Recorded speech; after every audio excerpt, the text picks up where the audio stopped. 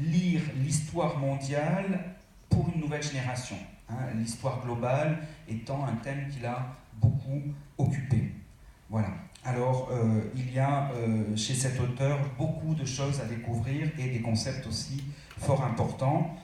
Quelqu'un qui est à la fois un chercheur, mais aussi, je dirais, presque un activiste par tout son travail qu'il fait aussi d'éducation. Je me présente en vitesse, c'est toujours gênant de le faire soi-même. Je suis arrivé en 1994 en Corée. Je réside à Séoul depuis cette époque. Je suis docteur en anthropologie culturelle. Je travaille à l'école des hautes études en sciences sociales, où est mon laboratoire à Paris, mais j'enseigne à Séoul, à l'université Hongik.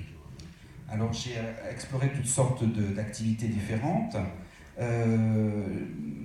Depuis plusieurs années, ces 20 dernières années, mes activités de chercheur et d'enseignant n'ont pas cessé. J'ai publié différents ouvrages et je m'intéresse plus particulièrement à l'imaginaire coréen et aux pratiques et aux formes de la sphère publique dans les deux Corées. Hein. Par exemple, j'ai travaillé sur les représentations dans le cinéma coréen et j'ai également travaillé sur les pratiques de l'espace public urbain.